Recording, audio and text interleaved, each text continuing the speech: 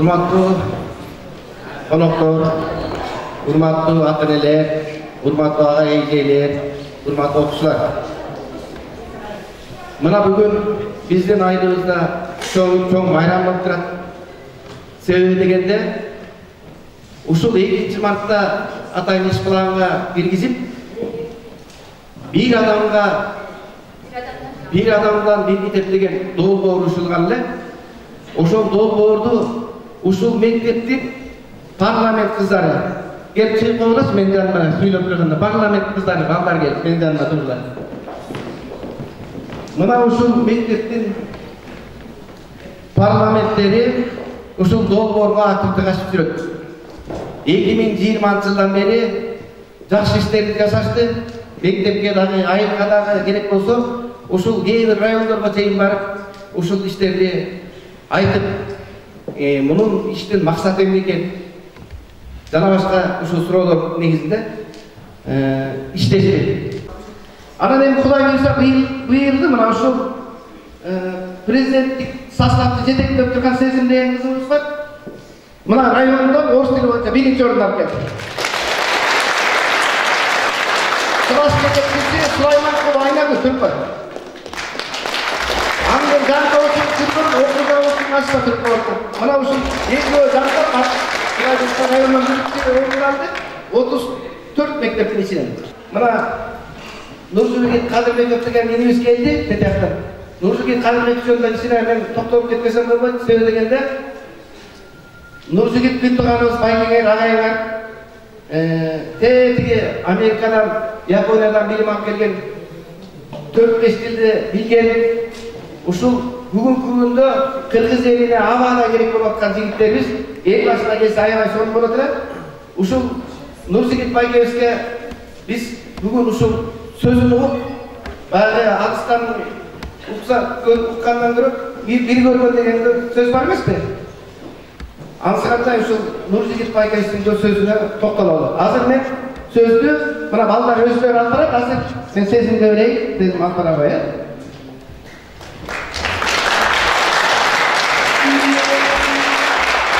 Саламатсыздарбы, урматтуу айыл тургундары, коноктор, алыстан тартып келген коноктор. Дагы айта кетким келип турат. Ушул бир адамдан бир китеп долбоору канчалаган айылдарда өттү. Анан башкы анын уюштуруучуларын айтпай кетсек бизге чоң уят болот. Алдыңыздарда турат Эрлан Исмайлуулу байкебиз. Кол чаппаңыздар кичи байкеге. Бир адамдан бир китеп долбоорунун уюштуруучусу болуп эсептелет. Анан биз мектеп парламенти бул долбоорду уюштуралы деп 2020 жылдын 14 февралында, 14 февраль баарыбыз билебиз, бүткүл дүйнөлүк китеп береке берүү күнү. Ошол күнү биз ушул жакшы ниет менен ушул долбоорду баштаганбыз. Бирок тилекке каршы заманыбыз болуп, аты жаман оору болуп, анан биздики токтоп калды. Бирок ушундай кыйынчылыктар болсо дагы биз эч качан үмүттөрдү үзгөн жокпуз. Дагы айта кетчү нерсе, бул жерден тааныштыра кетейин, Мээрим Сыдыгалиева эжекебиз бизди башынан бери колдоп, бизге колдоо көрсөткөн ушул эжекебиз болду. Эжекебизге да бир кол чапканыңызды. Азыр биринчи эле айтчыбыз Маршал байкени чыктырууга уруксат этиңиздер. Бир ооз сөз менен биздин бүгүнкү иш-чарабызды ачып, өз тилегиңизди айтып берип коюңуз. Себеби бизден улам турганда биз баштап ачып кеткенибиз биз үчүн чоң уят. Урматтуу бүгүнкү жыйындын катышуучулары, урматтуу конокторубуз, Нуржигит Кадырбекович, ушул тартып алыштан бери бүгүн келип отурасыздар. Ушуна эле бүгүнкү ушул бир адамдан бир китеп долбоорунун негиздөөчүсү Илим Сагада чоң рахмат. Анткени ушул мезгилдин талабы болуп тургандай азыр бар интернет булактары өнүгүп, баарыбыз телефон менен интернет менен иштеп калдык. Китепке көп көңүл бөлбөйт. Анан ушул негизи биздин мезгилде китеп баягы баардык аң сезимди өстүрүп, тилди жактырып дегендей, биз ушул жаран китеп менен чоңойдук эле аң сезимибизди дүйнөгө болгон таануубуздучу. Анан кийин ушул негизи азыркы билимдин жетишкендиги, техниканын өскөндүгү ушул китепти балдардын окуусунан алыстатып баратат.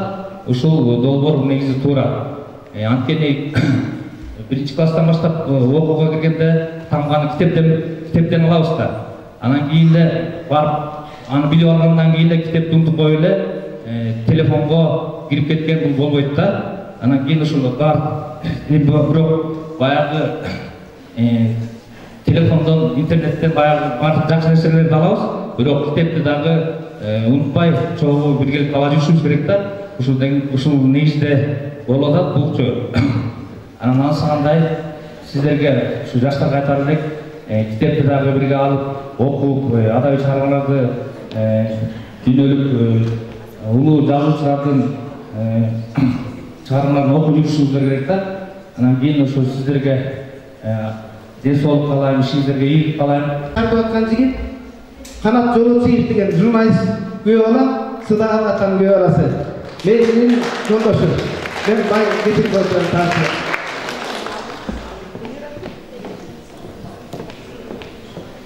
Үмүтсүз шайтан дегендей эле биз ушул долбоорду өткөрүп жатканда биз үмүтүбүздү үзгөн жокпуз.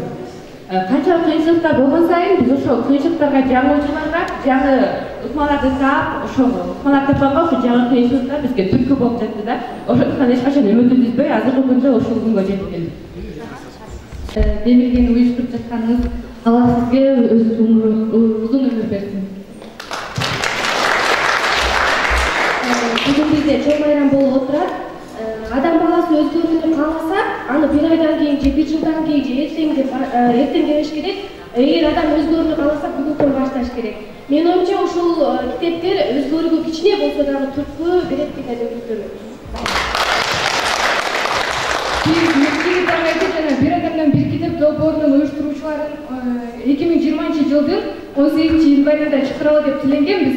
Ошол тилегибиз бүгүн 1 жыл 1 ай 12 күндөн кийин ишке ашып отурат. Бүгүн бизге эң жакшы күн.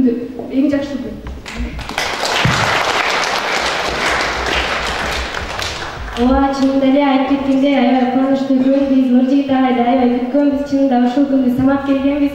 Буйруган күнү болот экен. Бүгүн да ошол бүгүнкү күнгө буйругандыктан азыр ушундай иш-чарабызды өткөрүп, Кыргызстаныбызга, кыргыз жерибизге кичинекей салымыбыз деп эсептейбиз. Ушул долбоорду уюштуруп жаткандыгыбыздычы.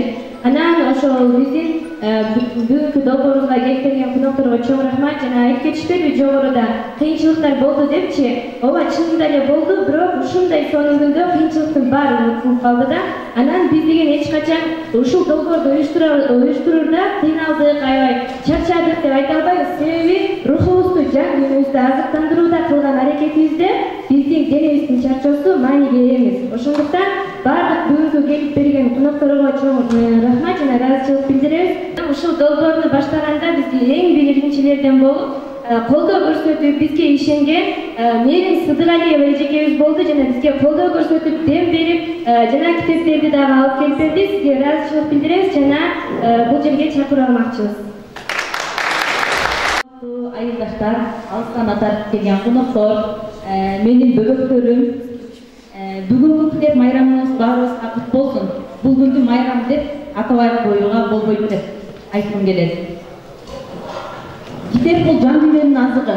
Биз күнүмдүк жашообузда өзүбүзгө кийин тамак ашыбызды ичип, физикалык жактан өзүбүздү кандай муктаждыктарыбызды канааттандырсак, жан дүйнөбүз дагы ошондой азыкка муктаж. Биз аны китеп аркылуу гана сиңирип бере алабыз деген ойдомун. Мен ушул мектепти 10 жыл мурда аяктаган элем. Ошол мезгилде китепканага барганда советтик гана китептер бар эле. Бизде убакыт көп болчу, ал кезде телефон жок болчу. Бирок окуйт десек китеп жок эле. Ушул бөбөктөрүбүз мына ушул иш-чараны баштап 700 китепти чогултушту. Бүгүнкү күндө 7 китепти табуу деле оңойго турбайт да. Жакшынын шарапаты, жамандын кезепети деген сөз бар. Мына Бакай, Эрлан деген жигиттердин шарапаты менен булар да бир эле айылдан чыккан жөнөкөй карапайым биздин бөбөктөргө окшогон жигиттер ушул демилгени баштаганда мындай нерсени уюштуруп алып кетүү болушу мүмкүн, бирок эң негизгиси идея. Бул нерсени 10 жыл мурда, 20 жыл мурда да кылсак болот эле. А бирок ушул жигиттер баштап берген үчүн идея үчүн ушул жигиттерге өзгөчө ыраазычылыгымды билдирем. Ошондой эле сизге дагы өзгөчө ыраазычылык билдирем. Батырдын аты алыстан жанына келсем бир киши дейт. Чындыгында сизди айылели абдан сыймыктануу менен өзгөчө жаштар көмөк түшүп сизди ар дайым байма-бай китептериңизди окуп келишет, сизди сыйлашат, урматташат. Ушуларды кичинекей болсо дагы чакыруусун кабыл алып, колдоп келип бергениңизге, сиздин адамгерчилигиңизге, жөнөкөйлүгүңүзгө таазим этебиз. Кыргыз элинде негизи Оозеки адабияты өнүккөндүктөн биз тумактуулук келип, Оозеки адабияты бирибизге айтып эле ошентип айткан нерсебизди жаккап ийки муң айтып келгенбиз. Ошол себептен китеп окуу бирок бизге өзүбүз башыбыз кичине алысыраак болушу мүмкүн. Китеп дегенде биз окуу китептерди гана түшүнүшүбүз мүмкүн.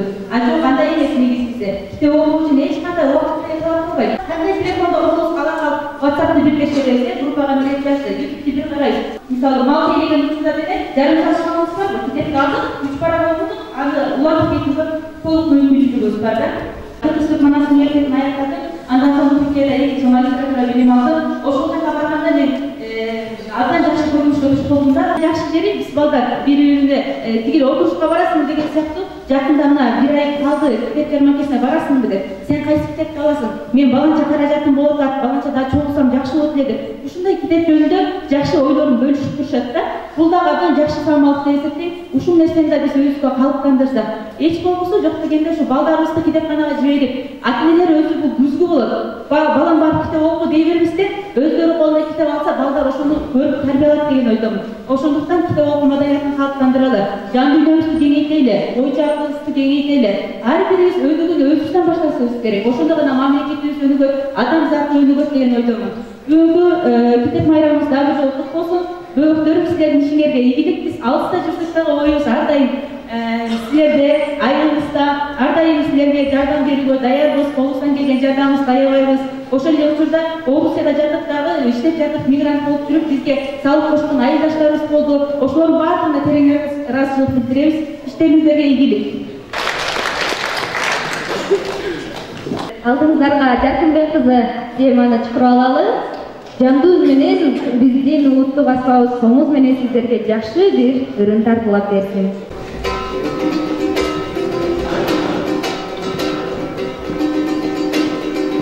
Каяларга сказоналар кеп, чырылганда арка жүрөк болор кеп, барганда адам кылып чойкубай аралаштырып эли журтка кошор кеп. Окусун деп сага жардам кылар кеп, оорусаң да башың кармап кеп, сен берген мунун баары атенең бир көзү бар да сыйлай сыйлай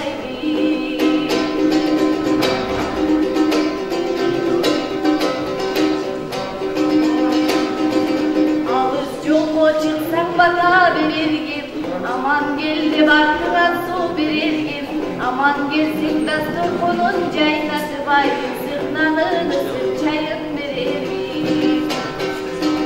Эсенби деп кайда жүрсөң ойлор кеп, бар тапканын сага чачып колдор кеп, сен берген мунун баары атенең бир көзү бар да сыйлай сыйлай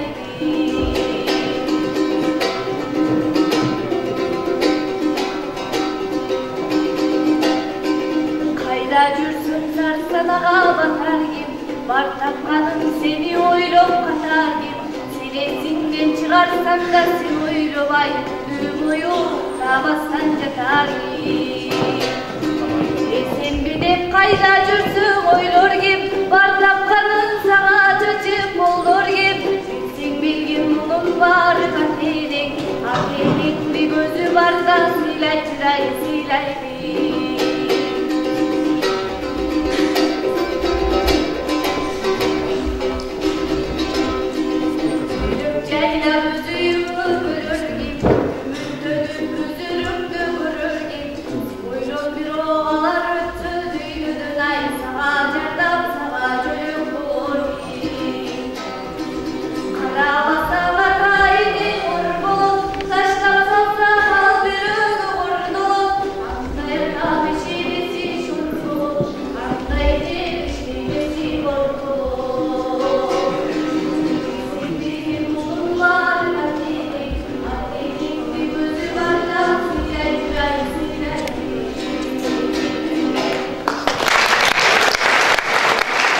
кыска видеобуз бар эле, ошого көңүлүңүздөрдү буралы.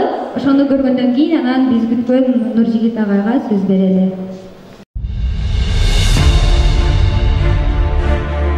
Bir adamdan bir kitap ellik dolboru. Мекенибизде китеп окууну даңазалоо, элибиздин интеллектуалдык, руханий дараметин жогорулатуу, шаар, регион жана алыс каймактарда китеп жетишсиздиги жана китепкана көйгөйлөрүн чечүү, билимге инвестиция жасоого багытталат. Элибиздин руханий интеллектуалдык дараметин көрүүгө жана китеп окууну даңазалоого «Bir адамдан bir kitap» долбоору 2019-жылдын 5-январында Нарын облусунун Актала районуна караштуу Коштөбө айылында ишке ашкан. Эң алгач айылдыкты милгелүү жаштардын аракети менен айыл эли колдоп 2 жумада китептер жана 150 000 сом акча каражаты чогулуп, китепкана заман талабына ылайык жаңы 984 китеп менен жаптылган. Жеринде акын жазуучулар менен семинар жолугушуулар байма-бай уюштурулуп, жумасына 500-600 китеп окулуп турган. Көп өтпөй жакшы иштер уланып, жергиликтүү бийликтин колдоосу жана айыл тургундарынын аракети менен бир катар алгылыктуу иштер жасалды. Атап айтканда, айылдык ичимдик, алкоголь сатуу токтолду. Заманбап күрөш залы, кечээ футбол аянтчасы ишке берилди. Айыл жарыктандырылды. Китеп окурмандары көбөйүп, жалпы республикалык тесттен жогорку балл жана предметтик олимпиадада алдыңкы орунду багындырышууда. Жана ошондой эле алтын тамга менен аяктаган окуучулар да болду. Жакшы иштин жайылышы же долбоор жети дубанда, айылдык китепканаларда, мектептерде, аскердик бөлүктөрдө, жогорку окуу жайларда, окуу борборлорунда, студенттик жатаканаларда, чек арадагы кыштактарда ыктыярчылардын, мектеп окуучулардын жана жаштардын демилгеси менен долбоор ишке ашты. Бир жылдын ичинде өлкө боюнча 152 китепканада ачылыштар болду. 112 миңден ашуун китеп жеткирилди. Жеткен китептердин акчалай наркы 28 миллион 500 000 сомдон ашты. Жабылай көтөргөн жүк жеңил болот. Долбоорду Кытай, Туркия, Египет, Германия, Россиядагы студенттер мекендештер китепканаларды ачууга салым кошуп башташкан. Мисалы, Кырда билим алып жүргөн кыргыз студенттери Тажикистан менен чектеш жаштык айылынын китепканасын 67 000 сомдук китеп менен камсыздап беришти. Китеп окуу кадамдары. Борбор калаада пикеттин эмес, китептин аянды курабыз деген чакырык менен Китепкөй Ала Тоо өнүгүү старт алып, облус, район борборлорунда китеп фестивалдары өткөрүлүп, айыл, кыштак жайлоолорго чейин жайылтылды. Маселен, Китепкөй Нарын 700 адамдын, Китепкөй Жалал-Абад фестивалы Курманбек стадионунда 2000ден ашуун китеп сүйүүчүлөрдүн катышуусунда өткөн. Кызыктуу фактылар. Лейлек районуна 35 000 китеп чогултулуп, жүк ташуучуна менен жеткирилген. Ачылган китепканалардагы окуучулардын эң алды 10 айда 80 китеп окууга жетишкен. 2 айылда соода дүкөндөрү коомдук китепканага берилди. Манас району, Манас айылы жана Аксы району, Кызыл Көл айылы. Өзбекстан Республикасынын аймагында жайгашкан кыргыз айылдарына китеп топтоо иштери жүрүүдө. Аскер бөлүктөрүндө Китепкөй кыргыз армиясы деген чакырык менен долбоор жүзөгө ашууда. Китеп той, окурман үй бүлө, Китепкөй жайлоо сыяктуу өзгөчө иштер орун алууда. Биздин миссия — Кыргызстанды дүйнөдөгү Китепкөй өлкөгө айландыруу. Bir адамдан bir kitap долбоору. Өлкөнү өнүктүрүү формуласы.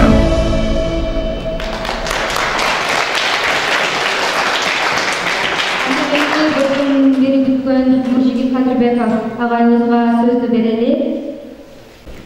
Ассаламу алейкум, урматтуу аталар, апалар, агайлар, эжекелер, балдарым, кыздарым, бир туугандарым, бир борлорум. Эгерде үйдө бир буюм болсо, багылык дүйнө болсо, ал жака ууру кирет. Эгерде үйдө эчтеке жок болсо, эч ким кире албайт. Анткени анын кызыгы жок, алакынан эчтеке жок. Ошол сыяктуу эгерде жүрөктө бир күмөн болсо, капалык болсо, шек болсо, таарыныч болсо, шайтан кирет. Бирок жүрөк таза болсо, шайтан кире албайт. Ошон үчүн биринчи жүрөктөрдү тазалап отуралы. Анткени жүрөк менен кабыл алсаң, ошол нерсенин түбөлүгү түз болот, арты кайырлуу берекелүү болот. Мен айтайын дегеним, мен келгенде айтып калды, саат 9:30 бир күтүп атабыз деп. Өтө ыңгай сабалдар. Мен өзү эрте турам, бүгүн 5-тен 55 өткөндө ойлоп калдым. Анткени күндү тосуп ал, күн сени тосуп албасын. Жашоонун берекеси ошондо. Аталар айтат го, эртең менен турсаң ырыскың кенен болот. Анткени эртең менен убак ырыскы чачылган, себилген болот. Эрте турам, бирок 9:30 көтөрүп келгенде таптакыр башка иш кылмакпыз. Адамдын аброюн кетирген көп нерселер бар, ошолордун бири айткан сөздө турбастык, анан кечигип келүү. Арканкы эшиктен адам кечигип келсе, алдыга өткөн чөктө аброй түшүп кетет экен. Ошон үчүн мен билем, адам күткөндө убакыт өтпөйт, ооруганда убакыт өтпөйт. Бир сөз бар го, эгерде дейт, 1 жылдын кадырын билгиң келсе дейт, окууга өтпөй калгандан сура дейт. 9 айдын кадырын билгиң келсе, же болбосо 1 айдын кадырын билгиң келсе, ара төрөп койгон аялдан сура дейт, айына жетпей калган. Ошондой эле бир жуманын кадырын билгиң келсе дейт, бир жуманын кадырын билгиң келсе, гезиттин редакторунан сура дейт. Бул жерде журналисттер турат, жума сайын гезит чыгарыш өтө кыйын нерсе. Эгерде дейт, bir күндүн кадырын билгиң келсе, аны мен өзүм ойлоп таптым эле, бирок муну айтпай эле коеюн. Эгерде 1 сааттын кадырын билгиң келсе, сүйгөнүн бүткөн жигиттен сура дейт. 1 минуттун кадырын билгиң келсе, самолеттен кечирип калгандан сура дейт. 1 секундтун кадырын билгиң келсе, жанында турган кишинин башын уруп кеткенден сура дейт. Ал эми 0,001 секундтун кадырын билгиң келсе, Олимпиадада экинчи келгенден сура дейт. Ошон үчүн ким күтсө убакыт өтпөйт, адамга таарынып калат. Ошон үчүн мен сиздерден чын жүрөктөн кечирим сурайм. Жүрөктөрдү тазалап отуралы, кечириштикпи? Эми пендебиз, пенде болгондон кийин тилден кетет, кээде көздөн кетет, кээде сөздөн кетет, кээде колдон, кээде буттан пендебиз, кемчилдик кетиребиз. Мен кемчилдигим жок, күнөөм жок деген адамдан алыс болду. Анткени бул туура эмес. Өзүбүз билип билбей күнөө кетиребиз. Айтат го, алгачкы акыркы күнөөбүздү кечир. Ошондой эле билип билбей кылган күнөөбүздү кечир, оор жеңил кылган күнөөбүздү кечир, эски жана жаңы күнөөбүздү кечир деген ачык жана купуя кылган күнөөбүздү кечир дейт. Ошон үчүн дайыма кечиришип жашайлы, кечирип жүрөлү. Жашоом жеңил болот, жашоомдо жолуң ачык болот. Ошон үчүн кечиришип жашайлы. А дегенде айткан себебим башка күнөөлөр кечирилет дейт, эгерде тобо кылса, бирок 2 күнөө кечирилбейт дейт. Биринчи ким жаратканга шерик кошсо дейт, экинчиси бирөөнүн акысына кирип койсо. Бирөөнү уруп койдуң, сөгүп койдуң, көйгүн алып койдуң, паракорлук кылдың, аркасынан сөз кылдың, ошол адам өзүн кечирмейсен, жаратканда кечирбейт дейт. Ошон үчүн дайыма кечирип туруп баштайлы. Ошончо адам күтүп, убактысын уурдатып коюп, капа болуп отурса, акыретте жумтуруп калбайт. Мен ошондон коркмом. Ошон үчүн чоң рахмат кечиргениңиздерге. Ким кечирип дегенди болуп кетип алат? Чоң рахмат. Бул биринчи, экинчи дайыма шүгүр айталы. Аманчылык, тынчылыктын болгонуна шүгүр экен. Бир кыздын сөздөрү караңыздар. Жаманчылыкты аманчылык жеңет. Кандай сонун сөз. Мен мунун кадырын качан билдим, бул сөздүн маңызын качан түшүндүм? Пандемиядан кийин. Пандемия өтүп кетти, адам батыр унутуп калат экен. Бунун жагы бир жагынан жаман, бир жагынан жакшы. Бирөө жакшылык кылса унутуп каласың. Өткөндө бирөөлөр айтат, эми айтпай эле коеюнчу. Негизи байкасаңыздар, адам ушундай болот да, 100 жолу сураганын бер, 101-чи жол сураганын бербей койсоң, ошону эстеп калат, 100 жол берген унутуп калат. Bir жолу болгон жамандыгыңа же бир жолу сураган бербей койгон таарынып. Адам шүгүрсүз деген сөз ушул да. Ошон үчүн дайыма бирөөгө кабылоолордун алдында шашпай туруп, мага канча жакшылык кылды деп бир ойлоп койсоңуз, таарыныч жоготуп кетет. Дайыма ушундай кылам. Бирөөгө таарынып жашасаң, жашоо кыйынап кете берет экен. Элестетип көрсөң, таарынып атасың, кек сактап атасың, жолукса антеп мынтеп деп кыжлат болуп жүрөсүң, түнү уйкудан кетип атат, уктасаң деле түшүм ошол кирет, бирок ал жерге ысык көлдей салып жатат да. Ким кыйналды? Сен кыйналдың. Ошон үчүн кекти кетирели дейт, өчтү өчүрүп дейт. Кек бул жеринде орнуна болгон сенин душман. Ошон үчүн берекелерим, биринчи дайыма шүгүр айталы, аманчылыкка шүгүр дейли. Мына пандемия учурунда аман чыкканга шүгүр дейли. Канча жакындарыбыз кетип калды. Кече эле кол кармашып жүргөндөр, сүйлөшүп жүргөндөр, баарлашып жүргөндөр, тизеге тизе тиешип, көзгө көз чагылышып, сырдашып жүргөндөр кетип калды. Мен аякта айтып берем, ушул пандемиядагы бир өзүмдүн ички сезимдеримди. Бирок чубак ажып кеткенде ыйлабаган адам болгон жок. Элбирбек кетти. Андан кийин Зайырбек кетти. Канча профессорлор, кары жаш көрүнүп аткан мезгилде кезек бар экен. Биринчи чоң ата, андан кийин ата, андан кийин небере өлгөндө андай кезек жок экен.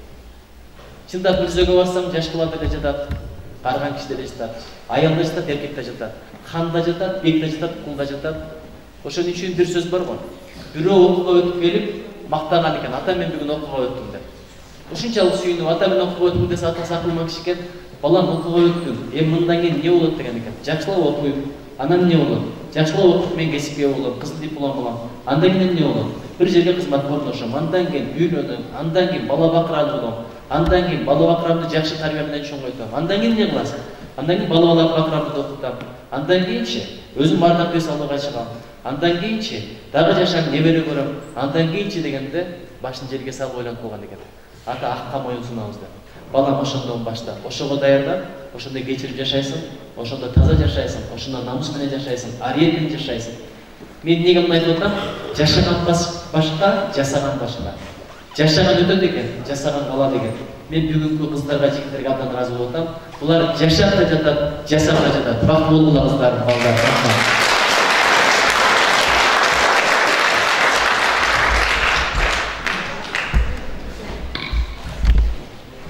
Мен кечирип сурайын, бүттөн бери сурап атат эле, ушул китеп качан чыгат деп. Кудай кааласа бүгүн кечинде чыгат. Ала келейин дедим эле, бирок айтып калдым, билбей калдым, кечирип сурайбыз. Сабакка барам, спортко барам, жолугушуулар, диссертациямды жазам, бириктөөлөр, изилдөөлөр, анан иштейм. Элестетип көрүңүздөр, Японияга кетип атканда $100 менен кеткен, Беретмана $20,000 менен кеткен. Окуйт болчумун, иштейт болчумун, бирок иштегенди эч ким айтпайт. Эмне себептен дегенде япондор мага $1,500 стипендия берет. Сен иштебе деген талабы бар болчу, эгерде иштесең айдап жибер. Бирок тажик жигиттин кыйындыгын айтайын, ушу китепте бар. Бир жолу бирөө мага айтып калды, орус тилинен сабак берген бирөөнү таап берди. Мен орус издеп жүрөм. Мен тажик айтсам, тажик айтып калды. Карап отурасың, өзүңө үйрөтпөйсүңбү? Саатына 30 доллар төлөп берди. Мен өзүм айылда чоңойсом, булмузга окшоп райондук олимпиаданын биринчисине албасам, Его деп сүйлөсөм, Егону, Кого деп окусам, чындап эле? Что деп окусам, это я сестра твой деп атсам, кантип орусча үйрөтөм? Бирок мен орусча үйрөнүп калганмын, японча үйрөнүп калганмын, англисча үйрөнүп калганмын.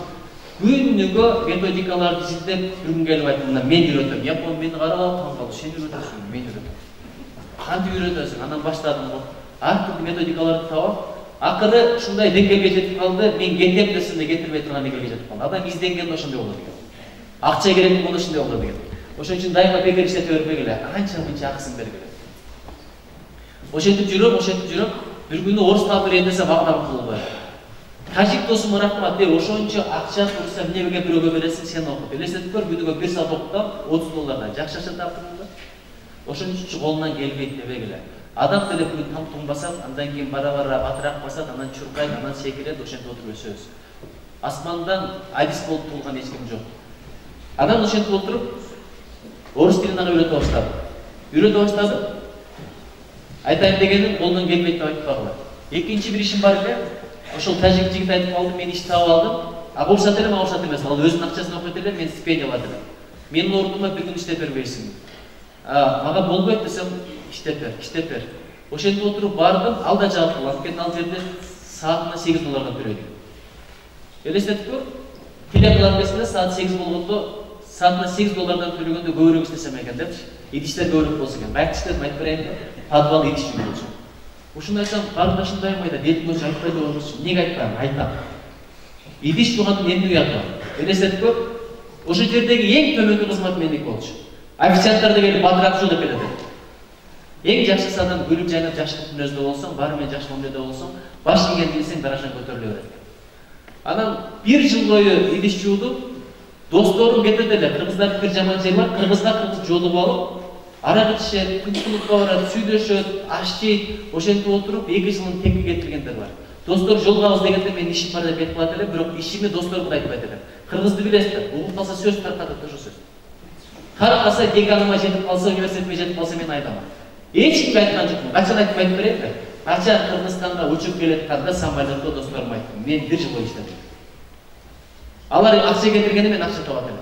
Ошентип отуруп Ошто үйүмдү салдым. Жакында Ошону сатып, Бишкекте 1 комнат үйүмдү 3 комнатка чоңойтуп алдым. Айтайын дегеним, иштегенде дагы подвалда иштедим. Бир убак болот эле, полду жууп кел деп чыгарат эле, ошондой убакыт элем. Анткени пол жууп аткан мезгилде эшиктен профессордун тамак ичкени кирип калса, эмне болобу деп ошондой. Ошон үчүн иштен калпагыла. Баягы Нью-Йорк, Салам Нью-Йорк деген кино бар го, дал ошондой жашоо болду. Ошентип отуруп, айтайын деген ушул китепти жазган убакыт табат элем. Бирок бир макаланы жаздырып дароо чыгарган жокмун. А дегенде жазат элем, андан кийин кечинде бир текшерет элем, эртең менен туруп алып дагы бир текшерет элем. Бирок мен силерге бир деге айтайын. Бул чыгармадагы бир дагы макала мен даракым жок жазган эмес. Анткени ар бир макала бул окурманга жазган кат. Катыңа сыйырмат болсо, окурманга сыйырмат болсо, окурмандан сага сыйырмат болот. Ошентип отуруп жазган китеп, муну мен айтайын дегеним, Кыргызстанга келгенден Японияда көп жыл ел жолу иштеген Ишенбай Абдыразаков деген аксакал бар, ким билет? Билесиздерби? Ошол кишинин аялы биздин айылдан болот. Биздин айылдан болот, эми айылдашыңдын бүйөсү болсо жезде деп бара бересиң. Анан айттым, жезден болос, жезде, мага баш сөз жазып бериңиз десем, эми жакшы киши болчу, бирок курулушу койду, абдан кадырлуу киши, бирде бул жака кетип калат, макулдап коюп ал жака кетип калат, улуу кишиге жазып бер деп аркасынан буйрук берип, амир берип, чуркап жүрө албайсың. Анан айлап кетти, айлам түгөндү. Эми улуу кишиге эмне дебекмин? Бала макул дейт, бир убакта да колун кошуп айтат дейт, китеп тап келди, китеп алып башка окуттун убактысы жок. Анан эмне кылып айтып берейин? Эжеме телефон чалып. Кайсы жана Кадырбектин баласы, ии сатаган бала, анча-мынча көрүп калып атам сен телевизордон. Жакшы жүрөсүңбү? Жакшы. Дес болду жакшы, амансызбы, тынчсызбы? Бир иш менен чалып атам. Эмне болду? Мен жездеме кайрылдым деп бир китеп жазып, ошого баш сөз жазып берди. Бирок эми колун кошуп айтат го, көп эле болду, китеп чыгарышып бергиле.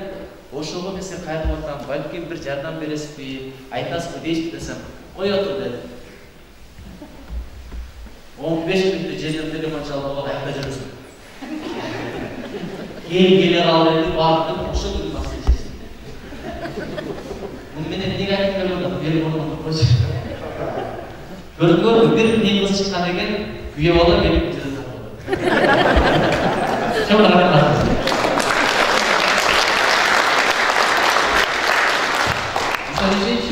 Кара күйөө баланын жүзүнөн көрүнүп турат. Кандай бактылуулук менен кызмат кылып атат. Биздин бир мурдагы муфтий Максат Ажыгин айткан сөзү бар. Ибадат менен Кулдукту бейиш табасың дейт, бирок кызмат менен Алла Тааланын өзүн табасың дейт. Күйөө бала бактылуу бол. Ушинтип көзүң карай бер, сыйлай бер, өзүң эле жакшы болот. Бизде айтат го, көп үй-бүлөлөр бузулат экен, эмне билесиздерби? Биринчи күндөн баштап эркектин туугандар, достор келеткен дагы башынан катуу карма дейт. Анан кыздын достору, туугандары келип, бош келме деп коет экен. Бул эң бош сөз, ушу тытыштырып бит менен ышкын коет экен. Бирок мен силерге айтам, келетканда мен көп ыргой бербейм, бирок шофёрлөр байкады болуш керек. Бул жака келсем бир ыр чыгып калды, акырын үнүн көтөрдүм. Ал мындай айткан: керек болсо мындан дагы жумшарам, кандай сонун берекелүү бул адам, аялдардагы экен. Ким аялына катуу болсун дегендер де тең акыркы майнысы ошол. Апаңдын тагдырын апаңды көрө эле кой. Ошол үчүнчү аялды сыйлагыла, урматтагыла. Ким аялды экинчи сорт болсо, аял аны акыркы сорт кылбайт. Биз калп эле кыйын боло беребиз. Бирөө бар экен да, аялы телефон чалса мыктылар дегендей. Чала бересиң, оолум баш эмес, иш менен жүрөм го. Ол чалбачы десе, аял аябай түшүнүктүргөн, жаныңызда кишилер бар да. Биз бирөөткө эле кыйынсып калабыз. Чындап конок келгенде билесиңби, башка чалай, буну атырап кылбайсыңбы, тиги бу, бирок жүрөгүң дүгүлдөп турат, азыр конок кетет деп эмне кылам депчи. Конокто бирөөткүнө барганда кээде ойду тоонду сүйлөп калганда болот, кээде аша чаап кетесиң, эрип кетесиң. Ошондо аялың бир мүнөт карап койгондо, бул ошодон баштап настроение нөлгө чыгат. Анткени бул коноктун баары кетип, биз да барабыз, экөөбүз айдын кылган акыбал кандай болот. Күмөндөр агабыздын айткан бир сөзү бар го, башынан эле баш ийип бер, кийин бар өчүн алып алат. Ошон үчүнчү башынан катуу кармабайлы бол. Башынан сыйлагыла, ошондо сый көрөсүң. Сөзүңөргө тургула, ошондо сөзүңөргө ишенет. Алдабагыла, намыстуу болгула, ибадатка бекем болгула, китеп менен дос болгула, аял баары уккан эмес, көргөн ишенет. Бала да ошондой. Ошон үчүн мен бул китептин тарыхын айтканча, элибиз, кызыбызга, кардашыбызга абдан ыраазы болдум. Жакшы кыздар чыкса ошондой. Күйөө балдар бар, айласы. Чоң рахмат. Жакшы көрүнүп, карагыла. Бирок мындай аброй кимде болот? Китеп окуган кыздарда болот. Түркияда окуп келген жөнөкөй эмес, Манас университети Кыргызстандагы коррупция жок бирдей бир университет. Ушундай жерде окуган тарих таригасы жакшы, сиздердин колуңуздардан чыккан кыздарга береке, бактылуу бол. Азыр эми дагы бир китеп чыкты. Эң ичиндегин өзүңөр окуп аласыңар. Ушул Азия нарсынан деген китеп эмнеге пайда болду? Өткөн жылы 2019-жылы биз 8 март деген айга барганбыз. Нафыр айына карайбы? Анан эң айында келип ушул китептин чыгышына себеп болгон бир адамдан бир китеп болду.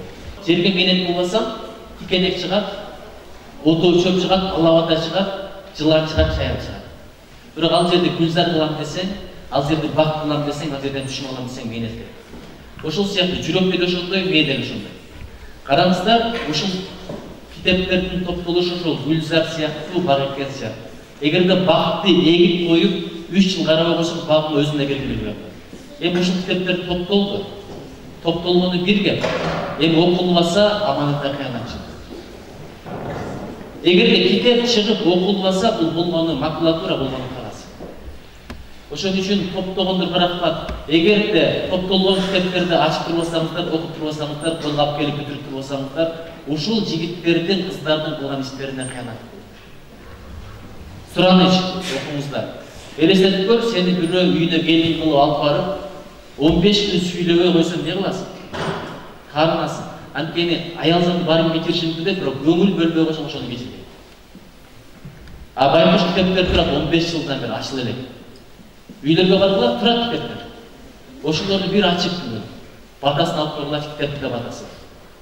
Түгөлбай Сыдыкбеков жазса, Түгөлбай Сыдыкбеков атабыздын арбагынын батасы бар. Ошол китептерди кордобогула. Ким бирөөнү кордобосо өзүнө кордоп көрбөйт. Айтат го, чөпкө кордосоң көзгө саяк деп. Бул китептерде мен китеп жазып жүргөн адамдын канча көздүн нуру калды, майы калды, убактын калды, энергиясы калды. Ким китепти ачса дейт, китеп аны ачат дейт. Жан дүйнөңдү ачат, рухуңду ачат, потенциалыңды ачат. Ким китепти көтөрсө, китеп аны көтөрөт дейт. Эч убакта китепти төмөн койбойт. Элестетип көрүңүз, мен азыр келатып китеп окуганча келдик. Бирөөгө китеп оку деп айтыш үчүн өзү китеп оку. Bir okуя бар го. Бирөөгө бирөө баласын алып келет, айтып коюңузчу, элдин баардыгы сиздин сөзүңүздү аткарат, угат, менин сөзүмдү балам утпай атат. Такыр эле таттуу жебе десем болбой койду. Айтып коюңузчу десе 40 күнөн алып келди деген, билесиңерби? Айттым го, бүткөндө убакыт өтпөйт, ооругондо убакыт өтпөйт, 40 күн 40 жылдай сезилип баласын алып кетсе, бир эле сөз айтат экен. Балам жебе жебе десе макул. Эмесе мына деп текшерип бал менен композитти алып чыкса карап койгон эмес. Болбосо бала таптууну көргөн тура албай калган экен да. Эми ушуну 40 күн мурда айтып койсо, бир эле сөз экен го десе, 40 күн мурда кызым, сен келгенчекти өзүм дагы таптуу жеп алып бере деп айтат. Ошол күнү токтоттум, тазаландым, эми сөзүм өтүндү болду. Ошон үчүн биздики мындайда, сен кыла бер, өзүң сотто карап отурасың. Хабиб менен Конордун боюн көрүп отурасың. Же болбосо жеңелер Кемальди көрүп отурат, же кыздар Күжүмпөнү, же БТСти көрүп отурат. Анан баласы кетип кошо көрсө айтат, жок сен бар китеп оку. Ошон үчүн сөздөр өтө күч болуп атат. Ошого сиздерден сураган китеп менен дос болуңуздар. Китеп деген ушундай дос, бул сатпай турган дос, качпай турган дос, алдыбай турган дос. Анан аял булагы менен сүйлөттө жигиттер. Чындап эле, аял менен бактылуу болуп китептин көрүп болот. Комплименттерди көрүп жагып атышты. Мына жеңелерден аталардан сурагандар, турмушка чыккан эле комплимент бар экен. Үйлөрүндө алдайбыз, жаным берекеге кашып карылашып канатындай, озгон жоктой, мурдун комуздай, сен үчүн жанымды берем, сен үчүн өзүм сүйөм. Үйлөрүндө башка эркектерге комплимент кылам. Эсептеп көрүп, үйгө барсаңар, апаңардан атаңар карап алып, жаным, мен сени сүйөм болсо эмне ойлойсуң? Эмне ойлойсуң?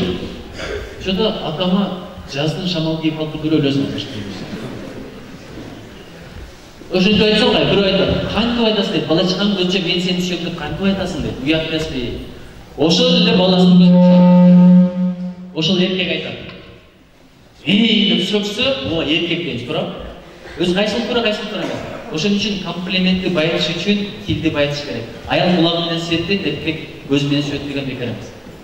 Ошого китепти көбүрөөк окуйлу, жаштык менен боштук бириккенде проблеманын башында ошондо дейт. Китеп менен дос болуп койсоң, бала жаштык менен боштукка алдаппайт. Чындап сөз байлыгы өсөт, сөз байлыгы өскөн баланын айтат го, сөз тапкан эл башкарат дейт.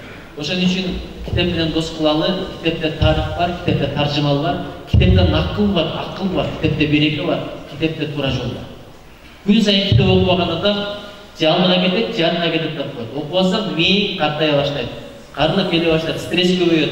Ошон үчүн чындап китеп окуйлучу. Биз эң китепти улут болобуз. Дүйнөдөгү эң китепчи улут болобуз. Азыр биз максат койдук, 2019 КМШда 1-орунга чыгабыз дегенбиз. 2027 жылы дүйнөдөгү 5 мамлекеттин катарына киребиз. Китеп улутубуз деп болобуз деп билет кылдык. Эми акырын аягына жакындайлы. Бул силер угуп жүргөн хикая. Ошол хикаяны мен дагы ушул кайталап коеюн. Карасаңыз, бир өлкөдөн бирөө пил алып келди. Бирок ошол пил келген өлкөдөгү адамдар пилди көрө элек. Атайын караңгы бөлмөгө кабаптыр дагы. Кап-караңгы жерге. Bir 5-6 адамды киргизиптир. Барасыңар, барбайсыңар, пилдин кандай экенин айтып бересиңер. бирөө барып куйругун кармайт, бирөө барып тишин кармайт, бирөө барып тумшугун кармайт, бирөө барып ичин кармайт, дагы бирөө терисин кармайт, булагын кармайт. Чыгып алып туруп булагын кармаган айтты. Фил деген мындай бир нерсе экен да, кийизге окшош болот экен. Мындай калың, жалпак болот экен десе, экинчи айтыптыр. Келесе калп кетпайчы, фил деген жипке акканга окшош экен. Ал көрсө куйругун кармаган. Үчүнчү айтыптыр, фил деген мүйүзгө окшош экен, ал тишин кармаган экен. Төртүнчү айтыптыр, бирден бир цистерна деген бир кучактагандай болуп, бирок жумшак экен, даракка окшош. Ал бутун кармаган экен. Бирөө айтқандан бир кийиз бычагын жетпей койду. Ал ичин кармаган экен. Ошентип 5-6 урушуп кетти. Арасында дейт, бирөө эле шам көтөрүп жарык жаап койгондо дейт, филдин кандай экенин баарды көрөт. Китеп окубаган адам ошо караңгылыкта жүргөндөй. Ким китеп окуса, илим-билимге кызыкса, шам менен жарыктандай. Ошон үчүн бизге шам керек. Шам жоктугунан талашып атабыз, урушуп атабыз, бирибизди сыйлап атабыз, урматтап атабыз. Эми жыйынтыктап айтайын, урматтуу мекендештерим, ушул сөздүн акысын төлөп кетесиздер. Азыр атайын келдик акысы бересиздерби? Акысын төлөп кетиңиздер. Бирок кантип төлөйсүздөр? Айтып берейинби? Мына кызыбыз Нурдаганова абдан жакты, ата-эне жөнүндө. Барганда апаңардын колунан өп пешинеге тийгизген. Ушуну күн сайын кайталамыздар. Азыр бүкүл көрүшүм, бирок бир учур келет, атам менен апаны сыйлап калгандыгым үчүн өзүң ыраазы болосуң. Ким сыйлабаса арманды өкүп калат. Пандемия учурунда мага телефон чалды. Апаң пневмония болуп калыптыр, өкпөсү 70%. 70%, 70-тен ашкан аял. Бул эми өмүр бүттү деген сөздү мага бирдер айткан. Өзүмдүн бөлмөмүн бекинип алып, эми силерге айтып бере берейин. Өксү ыйлап. Ошкучайын десем, апам жанына барайын десем, билет жок. Өмүрүмдө биринчи жолу бийлигимден пайдаландым, министрдин орун басары болчумун. Байланыштарымды колдонуп билетти таптым. Учуп барып эле апамды көргөндө жөнөдүм. Ооруканада апам жатат. Барсам кары болчу. Анан бир врач чыкты. Врач мени тааныйт экен. Мен сизди көрүп жүрөм, видеолоруңузду көрүп жүрөм. Мен айттым, апамды бир көрсөтүп койчу. Айтат, көрсөтө албайм, апам красная зонада. Байланыштарынан чыга баштады. Болбойт экен, бул жактан кетип калыңыз. Бул жерге келгениңиз да туура эмес. Мен жалдырап атам. Бир көрүп калайчы. Апам байкуш. Мен барган сайын сууну чыныга толтуруп тосуп алам. Түкүрдейт, башыман айлантат. Башкалардан бекитип алып келген тамактарын алдыма жаят. Сүйлөйт, жалынып, жаңылыктарын айтып берет. Ошондо апамын кадырын билбептирмин. Апам колдон чыга турган учурда кадыр билет экенсиз. Бир эле көрүп калайын, бир эле кучактап калайын, бир эле жыттап калайын. Эмне болсо ошо болой. Ошо мезгилде эгерде апамды көргүм келсе, бүт машинаны сатып келиңиз, ошого даяр болот. Апаңар кол көз алдыңарда турат, кадырын билбейсиңер, ошон үчүн бүгүндөн баштап колунан өпкүлө бешинеге тийгизгиле. Жалдырап турам. Бир эле көрсөтүп болачы, мен бир алыстан көрүп болайынчы. Апамдын өңүнүн, жүзүнүн жытынын кымбаттыгын мен ушуга чейин билбептим. Анан бир убакта апам телефон чалды. Апама мени күтүп турган жетиптир. Балам бермесиңби, бермеме. Азыр кетип калдым. Эгер кетпесең капа болом. Экинчи бул жерге келбегин, мен жакшымын, телефондон эле сурап. Ошол жерде да апам мени ойлоп атат. Вирус чугуп калбасын. Түнү менен ыйлап чыгат, дуа кылып чыгат. Апам кайрылып көрсөттү. Бир күнү карындашым көрсөттү, апам ага жолуккан алыстан чыгыптыр, чыгып бизди капа болбосун деп кичине бийлеп койду. Карындашым ыйлап атат, видеону көрүп алып мени ыйлап. Тилек кылдык, дуа кылдык. Бир күнү апам менен сүйлөшүп атсам телефондон, бирөө, сиз эле барсызбы? Эмне мынча кыйкырып сүйлөйсүз? Акыры сүйлөңүз. Биз да жатабыз буякта деген үн чыкты. Апам каттырып күлөт. Эмнеге апа күлүп атасыз десем, балам мени бирөө урушуп атат дейт. Бирөө урушса капа болот элем, мен сүйүнүп атам. Неге билесизби дейт. Мен тирүүмүн, аманмын, ошон үчүн урушуп атат. Мындан ары ким урушса мен ошого рахмат айтам. Ошон үчүнчү тирүүлүк бул жакшы нерсе. Аманчылык жакшы нерсе. Апаларды сыйлап калалы, аталарды сыйлап калалы. Өткөндөн кийин а дейсиң, бу дейсиң, баары бекер. Мен эми атам жөнүндө жазгандарымды окуйын дагы балким ошондой жыйынтыктайм. Анын туура, арманына туура. Акынын алдырбагын ачууна. Деп жакшымды жаманымды бетине ата-анага айтчу болчу бак. Бек айтылган сөз карданы камыдып, кээде калчу миштен сызып таарынып, аттың арман кайдан билдим ошондо, ал күндөрдү каларымды сагынып. Алымда азыр аскарзоон издим жок, ак каранды айтып турчу күзгүм жок. Тулпар минсем туура багып көрсөтчү, колумдагы берекелүү тизгин жок. Айтып бүткүс, арман болгон аягы. Түгөн азынан жок баягы, барагандар кандай гана бактылуу, бата бер, алаканын жайы. Жүрөгүмө үйүлгөн муң сыйылбайт, көңүлүмсүз санам иштен куюндай, ааламга кат болсун да атам жок. Үйдөн эми мага түгөлтүрбөй. Алгандардын ырыскысы көл болсун, ыкбал алатого тең болсун. Атымды айтып атанып жүргөнгө, эбибес тенч, кабылайын эл болсун. Тоба болдум, мен жакамды кармайын, жаманды айтып жагымды жанбайын. Жараткандын ушул болсо чечкени, кылмагыла айламалдым кандай.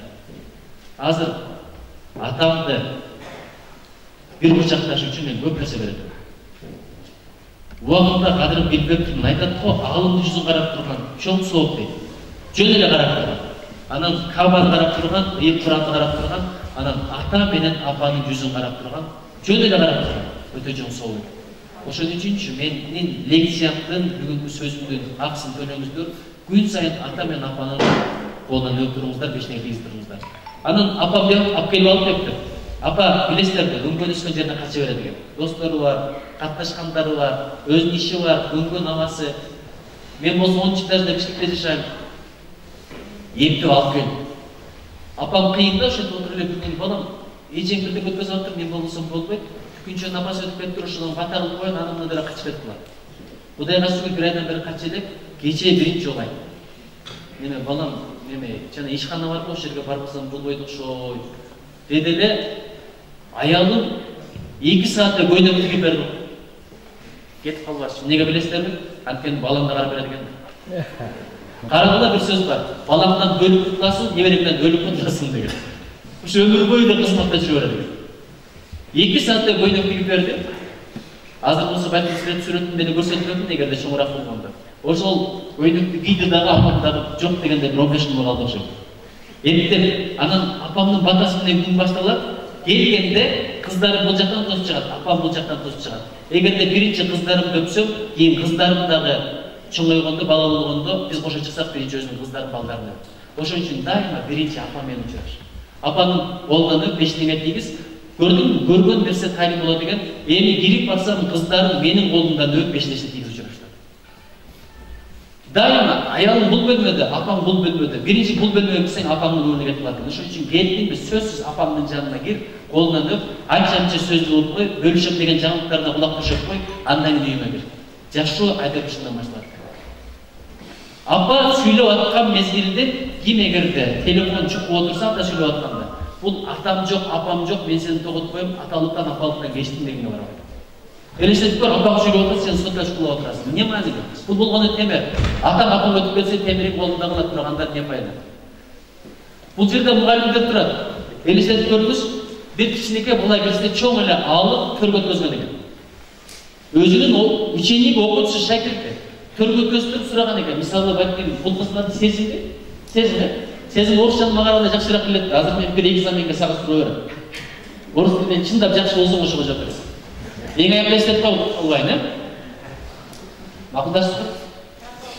Мен бул жерден экзаменди алып коеюн. Анан элестетип көрүп, бул менин окуучум болсо, төрдө мен отурушум керек, бирок муну төргө өткөзөм да. Таң калат. Оюңуз устаз десе жок, төргө өткөз. Анан төргө өткөндө сураган экен.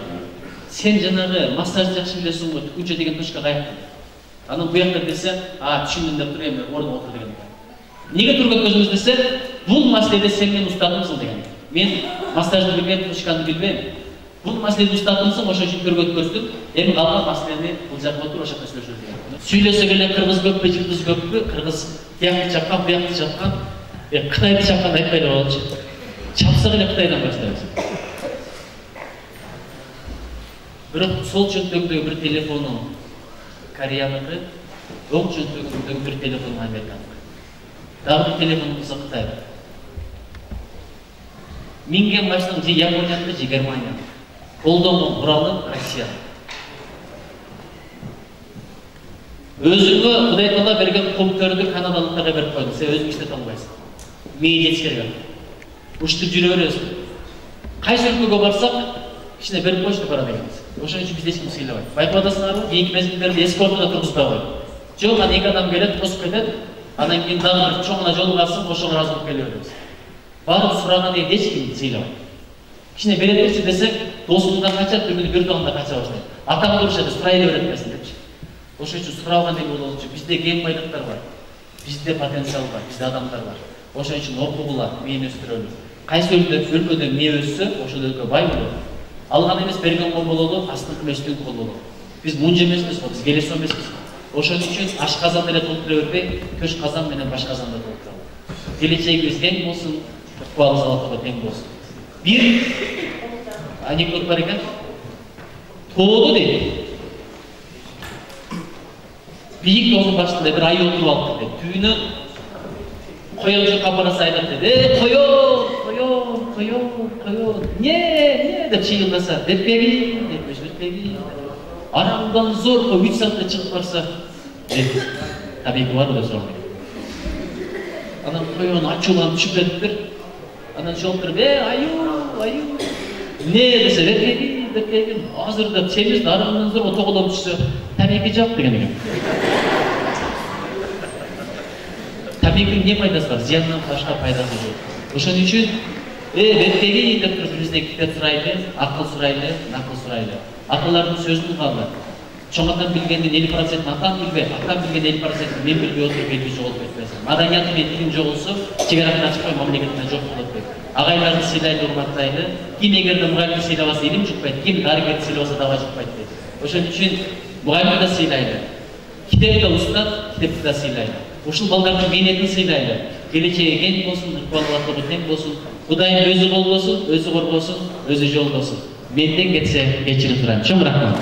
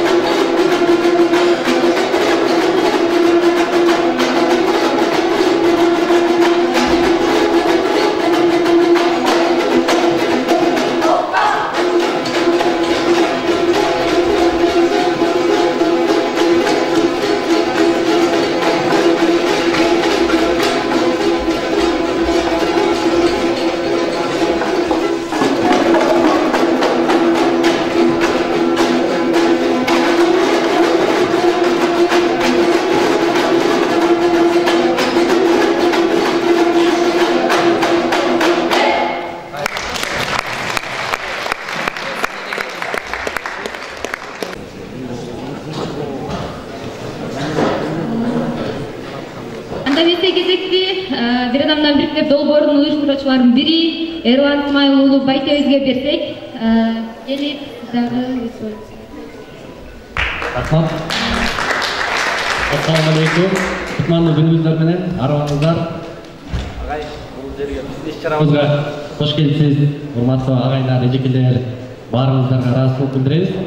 Албетте устаттын алдында сүйлөш чынында оор. Бирок ошентсе дагы өзүбүз мынча жол басып, атайын чакыргандан кийин азын олак кем айтып бербесек болбойт. Барыңыздар отура берип тажадыңыздар окшойт. Туруп бир минуталык көнүгүү жасайбыз дагы, анан мен сөзүмдү улантайын. Зорон жардам берип коесуң сен. Барыңыздар урматтуу окуучулар, баарыбыз турабыз, окуучулар, баарыбыз турабыз. Эжекелер сиздер да турсаңыздар болот. Зорон менин микрофонду кабапты. Кана азыр ушул суроону диктап аткен. Эмне үчүн окуучулар? Алысты мынтип карайбыз. Неге ушундай карайбыз алысты? Жооп. Барбы? Жаап алсак көрүнбөй калат, туп-туура. Молодцы. Эми бир көнүгүү жасап көрөлү. Баарыбыз алысты карайбыз оң кол менен. Сол кол менен лайк басабыз. Лайк. Эми ушуну 1 мени туура изда 1 2 алмаштырабыз кайра. 1 2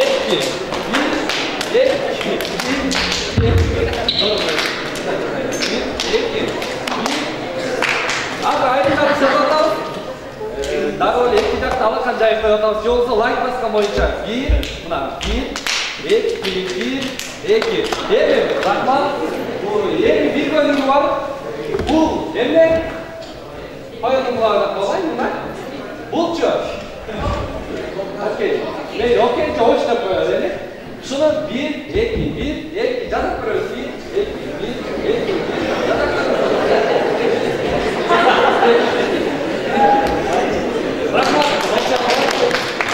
Рахмат, баарыңыздарга рахмат. Бул аудиторияны жактандырып алыш үчүн силер көңүлүңүздөрдү кайрадан биз жака буруш үчүн жасалды. Бул көнүгүүнү үйдөн жасасаңыздар болот. Биздин жашоодо күнүмдүк эле көп болуп жүргөн нерселер бар. Ал көзгө көрүнбөгөн нерселер. Бирок таасири күчтүү. Эмнелер болушу мүмкүн? Шамал көзгө көрүнбөйт, бирок катуу болсо бир үйдү көтөрүп кетет. Бир дарактын түбүнөн оңкоруп түшөт. Топ көзгө көрүнбөйт, бирок топ келип бир үйдү жарык кылып берет. Bir telefondu işletip berет, bir motordu işletip berет, baarын işletip berет топ. Кыймылдатат, күч берет. Ал эми дагы бир адамдан чыга турган көзгө көрүнбөгөн нерсе бар. Бул сөз. Жогоруда Нуржигит агай айтып өттү, эң жакшы сөздөрдү айтып өттү. Бул сөз дагы ошондой экен. Сөз дагы көзгө көрүнбөйт экен. Бирок ошол сөз канчалык таасирдүү, пайдалуу, жагымдуу чыга турган болсо, ошол адамды барып кыймылдатат экен. Өстүртөт экен. Сезимдерди ойготот экен. Билимге шыктандырат экен. Азыр агайдын айтылган сөздөрү ким канчалык деңгээлде кабыл алды билбейм, бирок бир адамдын бүткүл тагдырын өзгөртүү мүмкүн эмес, урматтуу окуучулар. Бирок бүткүл тагдырын өзгөртүүчү ойду өзгөртүү мүмкүн. Ал азыр болот. Азыр өзгөртсөк болот. Ошон үчүн оюбузду өзгөртүппү? Китеп окуганга, билимге, жакшы сөз сүйлөгөнгө, жакшы жүрүм-турум бүткөнгө, адептүү болгонго, имандуу болгонго, тарбиялуу болгонго, барып эжекелерди сыйлаганга, ата-энебиздин барып колун өпкөнгө, ушунун баарын аткара турган болсо, ушул сөз түшүнүктүү болду деп эсептелет экен. Физиктерди билсе керек, физика мугалим эжекелери отурса деле, жыштык деп эмне менен эсептейт окуучулар? Жыштык герц менен, герц деп. Бир айран түшсө, бул 1 герц болот. 2, 3, 4, 5 деп кетет. Позитивдүү сөз айтыла турган болсо, бул 290дон 250 герцке чейин кетет экен. Эгер негативдүү сөз айтыла турган болсо, бул 0,9, 1ге дагы жетпейт экен терметтүү. Демек, жакшы сөз чыга турган болсо, ушул жердеги сөз жакшы, позитивдүү кете турган болсо, ишенип коюңуздар, ушул жерде бир баланын сезимин ойготот. Ал 250 герц менен барып ошону терметтеп атат. Ал сөзсүз үйүнө барып китебин ачып көрөт. Сөзсүз барып жакшы видео көрүп көрөт. Жакшы ушул инсандардын жолун, өмүр жолун окуп көрүш мүмкүн. Бизде ушул сөз өзгөртөт экен, мындан кийин позитивдүү сөздөрдү айталы деген нерсени айткым келди. Экинчи, биз бул жерге жөн эле келген жокпуз. Убактыбыздын көптүгүнөн же боштугубуздан келген жокпуз. Бул жерге биз алтын издеп келдик. Кочкордун Акжар айылында алтын бар экен деп. Алтын барбы, чыгабы алтын? Бар алтын, Алтын дегени мындай. Алтынды издеш үчүн, алтынды чыгарыш үчүн эмне керек? Эмгек керек. Ал үчүн мээнет керек. Ал үчүн көп адамдын маңдай тери төгүлүп, тоонун түбүнө түшүп, шагылдын, таштын, топурактын арасынан иргеп алып чыгып туруп, эмне кылат? Алдын чыгып береби? Биз да ошондой келдик. Ушул жерде мыктылар отурат. Ушул жерде Нобель сыйлыгын ала тургандар отурат. Ушул жерде жазуучулар отурат. Ушул жерде ойлоп табуучулар отурат. Ушул жерде мыктылар, келечектин президенти отурат, депутат отурат, мамлекеттик ишмерлер отурат. Биз силер алтынсыңар. Ошо алтын балдардагы баардыгы деле Бишкекте эмес экен да, көрсө. Ошондой тоодо, алыста экен. Чаткалда, Ак башыда, Кочкордо, Чоң Алайда, Ноокатта, Ноокаттын кара коюнда, Акталада, Акталанын ак шийинде, дагы ушундай Көлдө, Сары Толгойдо, Түптө, ошол жерлерде болот экен. Алтын балдар. Биз ошо силерди издеп, балким ушул нерсе таасир берип калат деген үмүт менен келдик. Аталар жакшы билет. Сиздер да достор билсеңиздер керек. Булак көрсөң көзүн ач деген сөз бар. Эгерде ошо булактын көзүн ачып эле кое турган болсо, ал далай жерди сугарат дейт. Ушул жердеги сөз менен, кеп менен, үлгү менен сиздердин балким ушул жердеги бир баланын көзү ачылып кала турган болсо, бир айылдын жүгүн көтөрүп коюуга толук мүмкүнчүлүгү бар. Бул нерсеге толук кандуу ишенишибиз керек. Өзүбүзгө ишенишибиз керек. Бул боло турган нерсе. Биздин өзүбүздүн эле мыкты балдарыбыз бар. Бир сиздерге анык үлгү катары көрсөтүп берейин. Эсен ордуңуздан туруп коюңуз. Эсен. Эсен Байкеңер. Эсен Байкеңер өзгөндөн болду. Атайын ушул жака келди. Эсен 5 тилде эркин сүйлөйт. 5 тилде эркин сүйлөйт. Азыр түркчө сүйлөсөңүздөр, францча сүйлөсөңүздөр, англисче сүйлөсөңүздөр, орусча сүйлөсөңүздөр, азыр ушул жерде семинар өтүп бергенге толук мүмкүнчүлүк бар. Эсен көп мамлекетти кыдырды. Европаны көрүп келди, Түркияда окуп келди, окуу программалар менен чыгып келди. Анан жүрү Эсен, сен сөз чакырат, үлгү ээрчитет дейт. Жүрү сен барып, ушул жердеги балдарга үлгү болуп кой. Айтып кой, жакшы кебиң болсо, сенден үлгү алып калсын. Деп мына Эсен келип отурат. Эсен Байкеңерге да рахмат.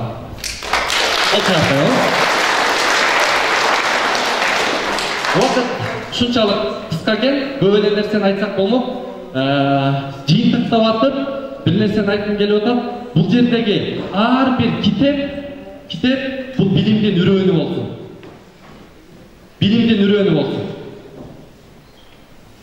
Ал эми мугалимдер ошо билимди үрөөнү сугарган сугаптын суусу болсун.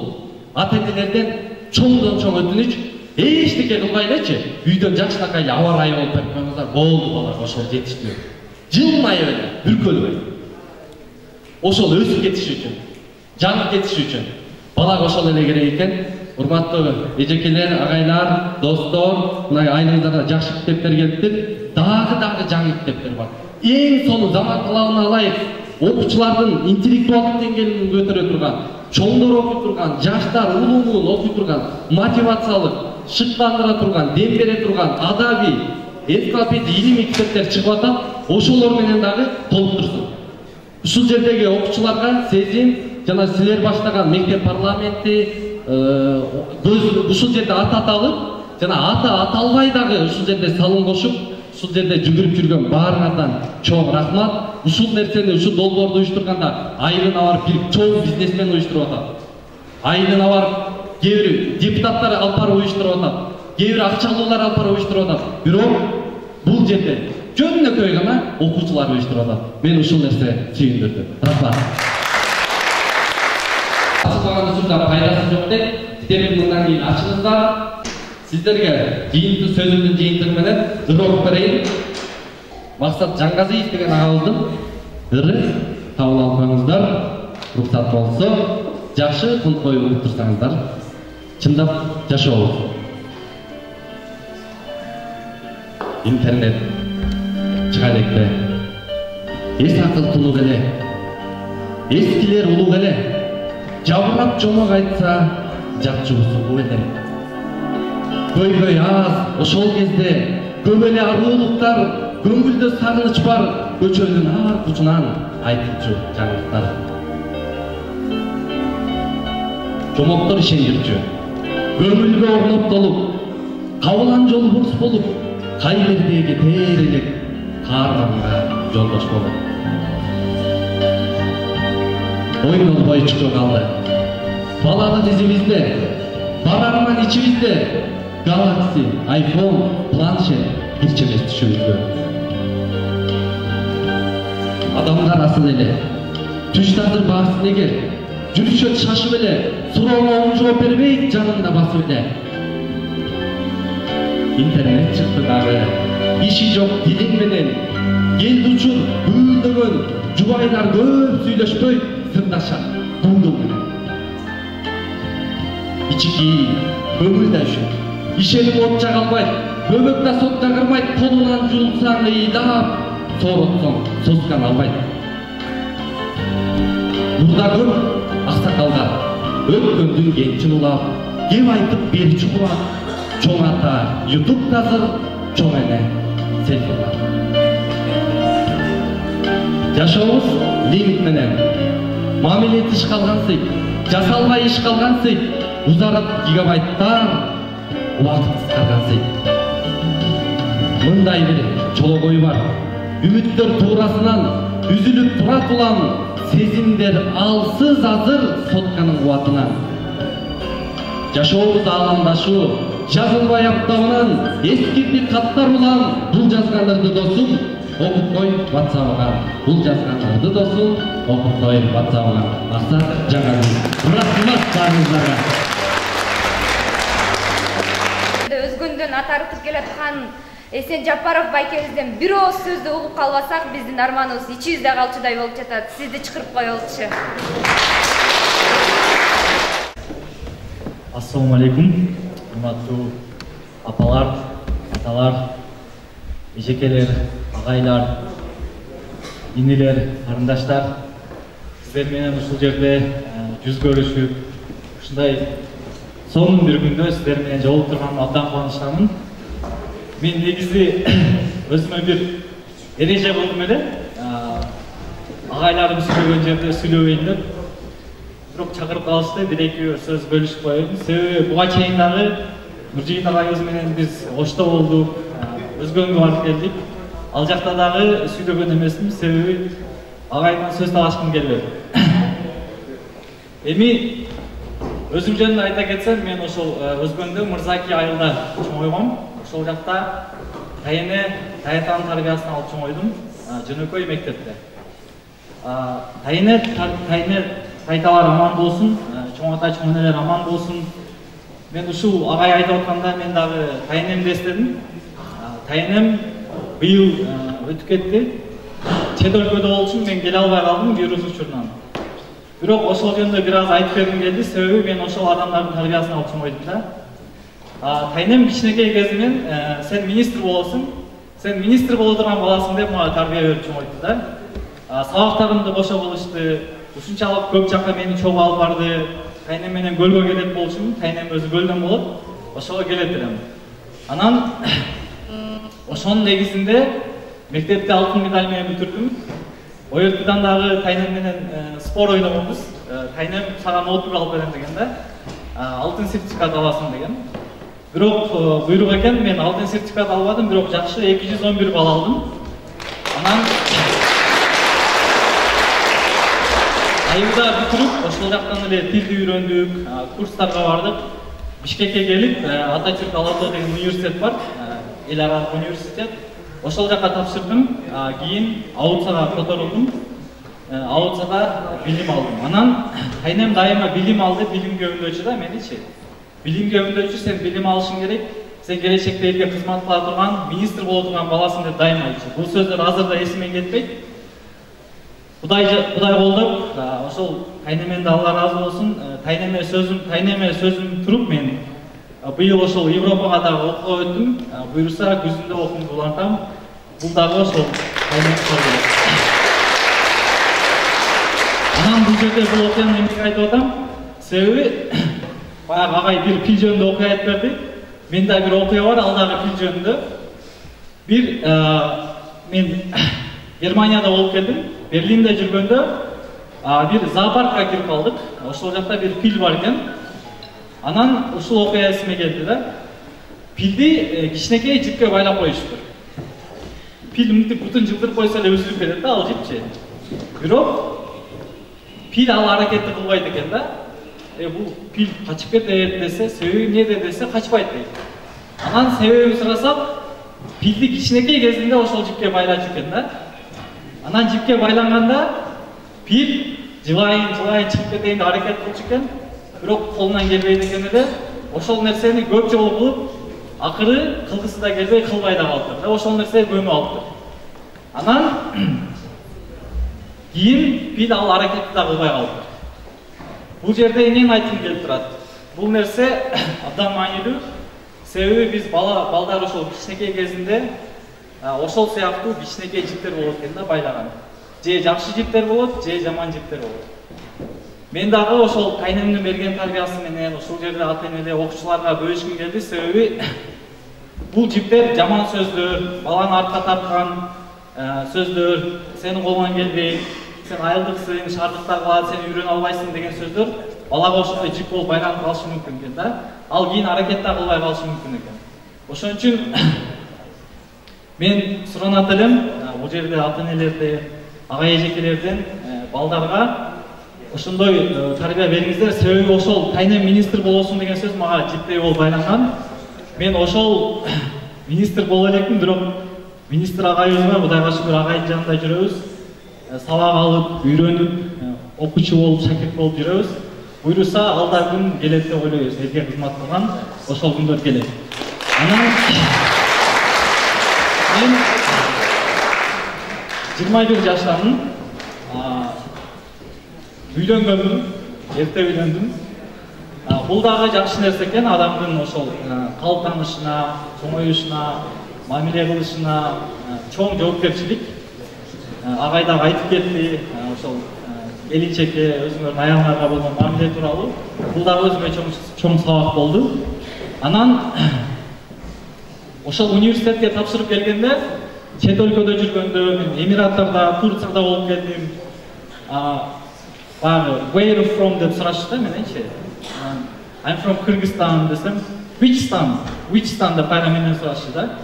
Бул деген менин аябай мындай капаланчу. Себеби Кыргызстан деген өлкө таанылган эмес экен да. Ал жакта көп адамдар билбейт экен. Анан башыма бир суроо келди. Ал суроо мындай болчу.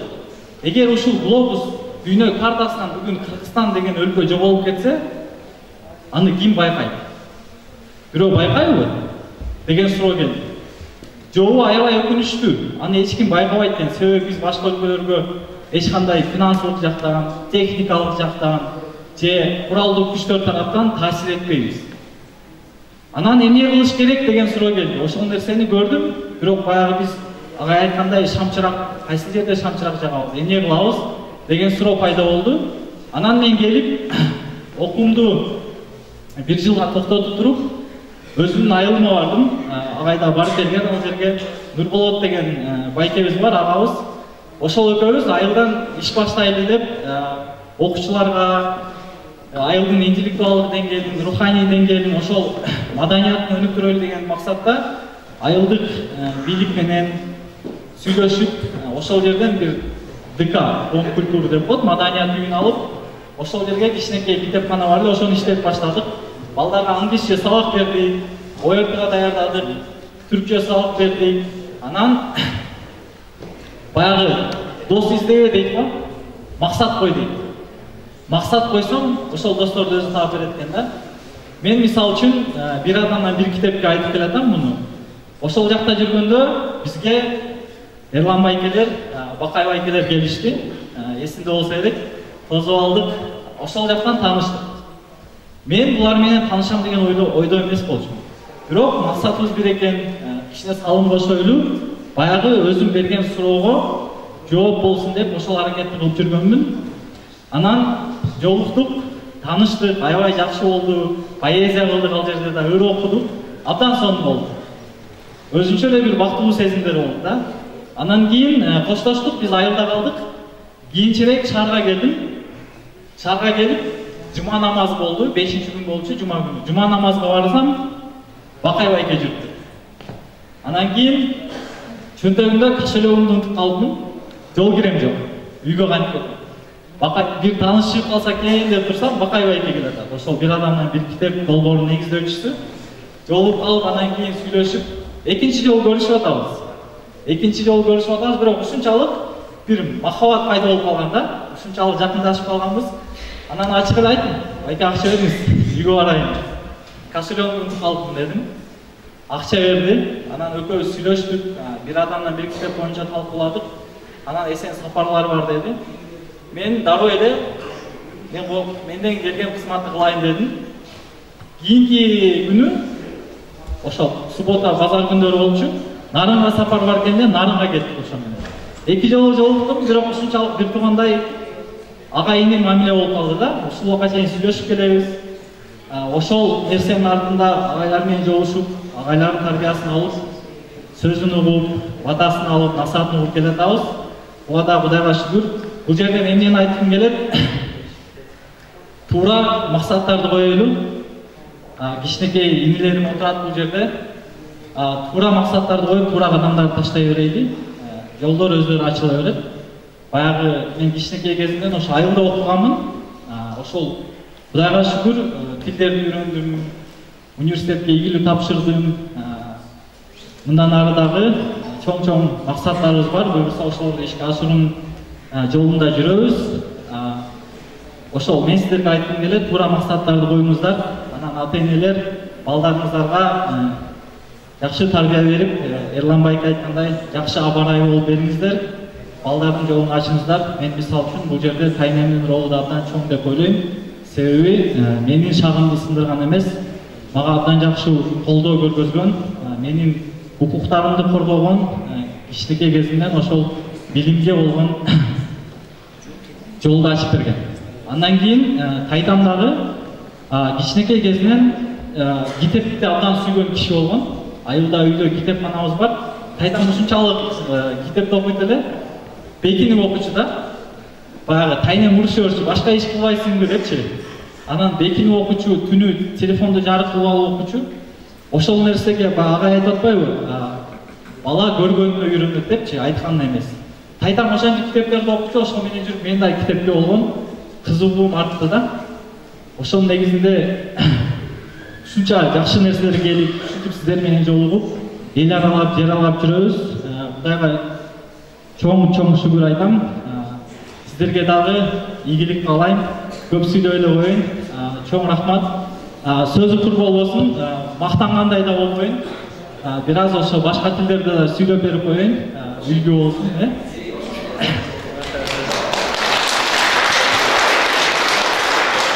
Дорогие друзья, дорогие родители, учителя, мы очень рады, что в этот день видимся здесь с вами, что разделяем такие хорошие моменты. И я очень благодарен этим нашим братьям, сестрам, что вы постарались. Как вы говорили, были сложности, да, но вы не сдавались, и у вас получилось это. Я очень рад этому, я желаю вам дальше успехов, здоровья вам и исполнения всех ваших целей. Dear friends, my brothers, sisters, fathers, mothers, I'm very glad that I'm joining this day. I'm here with you. This is very good event for us. This is very good event for our country. There is a saying. There was a president from UR Republic.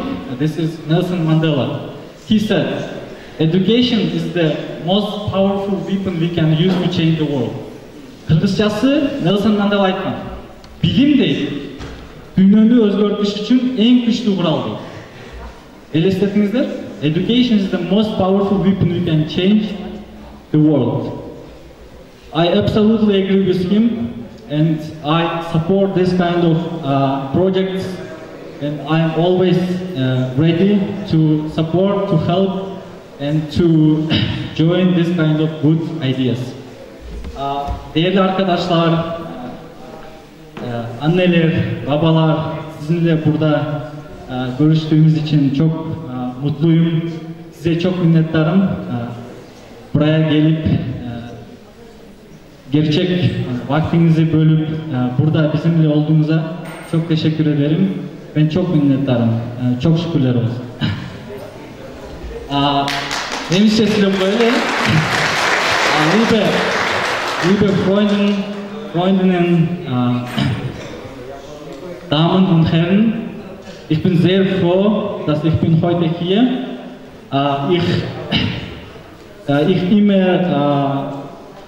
Ich immer treibe zu helfen, diese Idee zu erreichen, und ich bin sehr, sehr glücklich, dass ich bin hier, und ja, danke schön, und ich wünsche Ihnen schönen Tag. Biraz sürdürüp kettim. Çok rahmat. Men баягы өлкөмдүн өнүгүшүн абдан каалайм. Ал үчүн мен өзүмдү өнүктүрүшүм керек. Мен дагы сиздерге каалайт элем, ар бирибиз ушундай бир эреже менен жашасак. Өлкөм өнүгүшүн каалайм. Ал үчүн өзүмдү өнүктүрүшүм керек. Чоң рахмат. Убактыңыздарды алып койгон үчүн кечирим сурайм. Мен ойлойм, пайдалуу болду. Ийгиликтер болсун. Акчарай жана бүгүнкү биздин өзгөчө конокторубуз, бир адамда бир китеп аттуу долбоордун бүгүнкү уюштуруучулары, активистка Сезим, сага чоң ийгиликтерди каалайм. Ушул проекттин мындан ары дагы улантып кетет деген чоң үмүттөмүн. Мен өзүмдү тааныштырып кетсем, ушул Акжар айылынын Мусурман уулу Шабай бала бакчасынын башчысымын. Анан ошол биздин коллективдин атынан биздин бир кичинекей белебиз бар эле. Анан ошону тапшырып коеюн дедим. Анан өзүмдүн акчалай бир сыйлыгым бар эле. Анан ушул жактан басаба белгилеп айтып кетчү нерсе, өзүмдүн кызым бар 3-класста. Анан ошол өзүнүн окуган жомок китебин мага бердиле. Мама, мен атымдан берип коюңуздар. Ошол китебимди тапшырып коеюн. Бардыгыңыздарга ийгилик. Китеп билим була, китеп билим чырагы дейт. Ушундай билимдүү, илимдүү жаштарыбыз көбөйө берсин. Ушул алган билимиңиздерди ушундай жаштарга үйрөтүп жүрө бериңиздер. Сиздердин дагы жеп бергениңиздер үчүн чоң рахмат.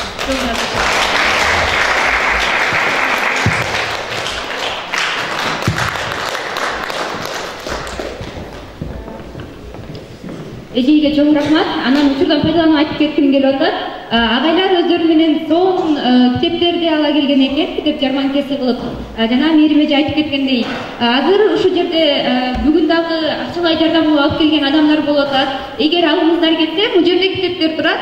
Учурдан пайдаланып алып, анан өзүңүздүн салымыңыз кылып бизге берсеңиздер болот. Бул жерде жалпы команданын аябай эмгеги чоң. Азыр чындыгында көптү көрсө көл болот дейт, көл толкса сел болот дейт. Азыр жалпы эле ушул жерде баардык турган балдардын эмгеги чоң. Ушул жерде ушул долбоор өтүп, ушул жерде азыр сахна болуп, бул китептердин баарын сиздердин алдыңыздарга айтып жайып турган, ушул иш-чаранын өтүп аткан абдан көп кишинин эмгеги зор. Курманбек ата, сизди чакыралы. Бата менен эл көгөрөт, жамгыр менен жер көгөрөт дейт. Бата менен бүгүнкү иш-чараны баштайлы. Урматтуу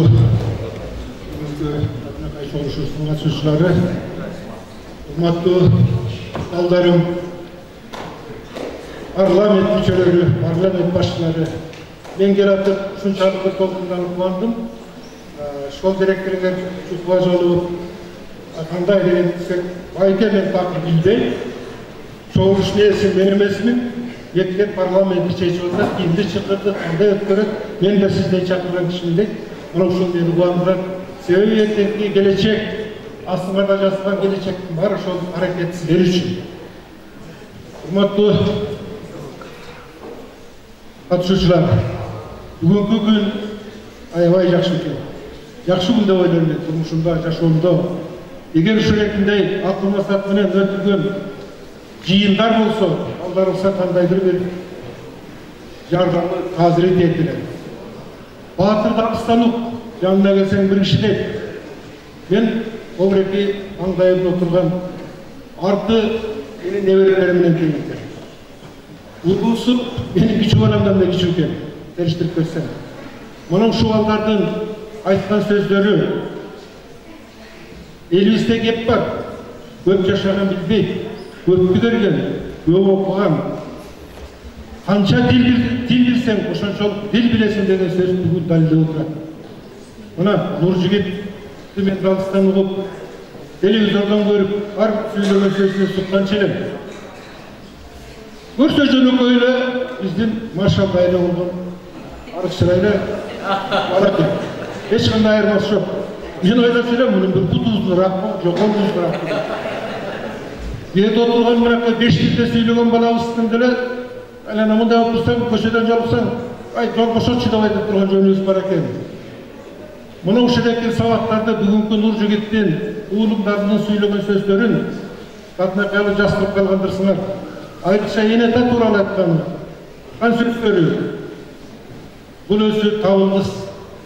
Жана адеп деген сабагыңар бар, кийин кошулуп калды. Мен ушуну эң жакшы көрөм да, кээде алып окуйм. Ушул карап көр. Адепти ушундайкы сабактарды ошол адептин сабагында башыңды коюп берсеңер, жана Нуржигиттин энесине кылган мамилесин, атасына кылган мамилесин, жүрүш турушун, бул өзү мугалимдерде бар го, жанагы окуу куралы деп эле, бул түрү окуу куралы катары кабылган. Ошондуктан сиздерге балдарым катары ишиңерге ийгилик болсун. Жөнөкөй ошондой жаралысы боштон бери жериңер боштук болсоңор дагы, дилиңер кыргызым деп, элим деп, журтум деп таза жүрөктүү балдарыбыз арым болсун. Бул айтып атканын баары тең ошол силер бата катары кабылган. Мен бата бер деп атпайм. Батаны ушул балдардай болуп өссө балдарым. Эл катары болуп үнү чыккан бала болсо, мына мени кубандырган нерсе, мээрим кызым турат берди. Эсимде 13 классты бүтүп паспорт тапшыруу аземи болуп калып, анан менин бактыма мээримдин паспортун тапшыруу мага тапшырылган экен. Анан ошондой колунан кармап чекесинен сүйүп айланайын. Сен эл кызы бол. Сенден көптү күтөбүз.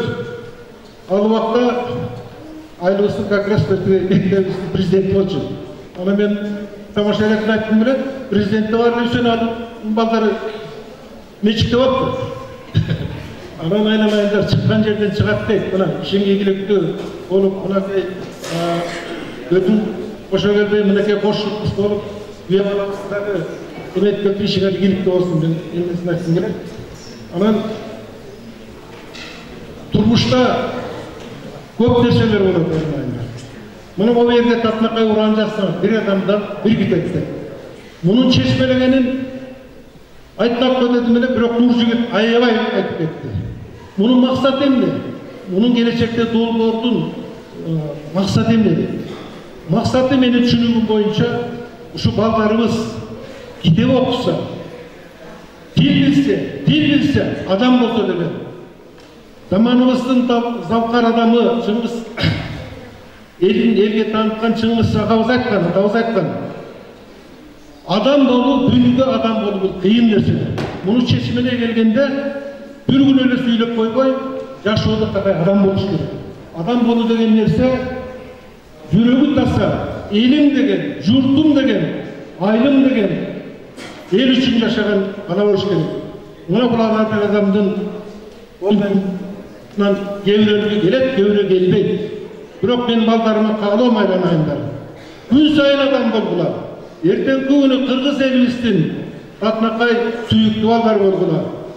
Мен ушунекил баягы баладан, атадан артык бала, тең бала, артык бала деп, ушул долбоорду мен ушул иштеп кеттим эле, 30 чейрек кылымдан ашык.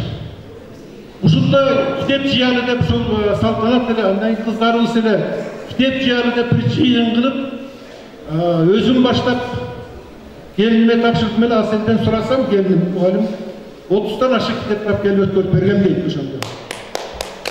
Эми өзүмдү айтып кетейин.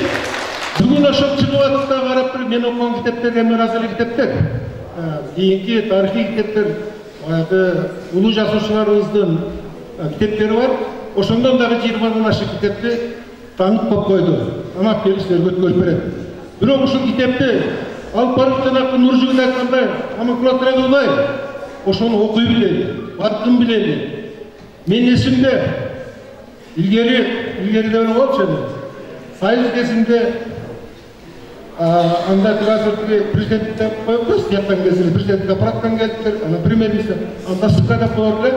Ошол жактан кишилер келип, анда мен соңку иштече элем. Биринчи кезекте библиотекага кирди. Библиотекага кирип туруп, директордун карточкасын берчи, бухгалтердин карточкасын берчи, парторгдун карточкасын берчи деп 4-5 кишини сурады. Ошондой бир аябай уят болгонбуз. Мен дагы бир эки китепте жазылыптырмын. Директор да окубайт экен. Парторг да окубайт экен. Чарбасын көрбөй туруп, мына силердин маңызыңарды көрдүм деп уят болуп кеткен. Мен ошолордун таасирине кийин ушул библиотеканы ушул элдин колдошу менен мына маңдайыңарда турат ашар жолу менен библиотека куруп, ошонун ичин болуп жаңы үйгө жаңы кирет деп бүт ички үстөлүнө чейин, камерына чейин бүт ошол Бишкекке барып келип туруп, ушу балдарыбыз үчүн деп коюп туруп, бир машинага басып келип туруп ошону ачтык эле. Ошондо китеп керек деп туруп, 10 000 сомдун тегереги болуш керек эле, алып келип туруп, эл окуйдук китепти өзүм жеңил машинамен барып салып келип берген. Мына бүгүн ошол тилекти атадан артык бала болуп силер улап атасыңдар. Айланайдан ишиңер ийгиликтүү болсун, жакшылык болсун, элибизде тынччылык болсун. Төрүбүздөн мобрекинде элин билген, журтун билген, дүйнөнүн тилин билген балдардай силерден балдар чыксын. Биз ошону күтөбүз. Урматтуу агайлар, баягы күнү интернеттен окуйм. Мамлекетибиз азыр эки гана адиске кармалып атат дейт. Кармалып турат дейт. Биринчи муалим, экинчи врач дейт. Мен ушул сөзгө кошуларым. Адамды тарбиялаган, адамды окуткан адам бул улуу адам. Бул мугалим сиздерсиздер. Баарыбыз мугалимден апыны тааныган адамбыз. Врач болсо, башкы десек врач дейт экенбиз.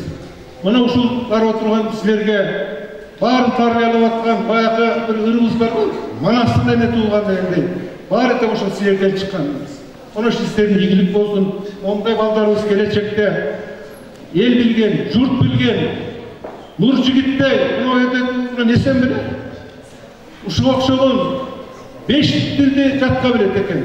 Эсимде мен ушул жерден анда 8-чи класс эле окууну бүтүп Бишкекке окууга барганда столовойдон тамак сураганды билбейт экен.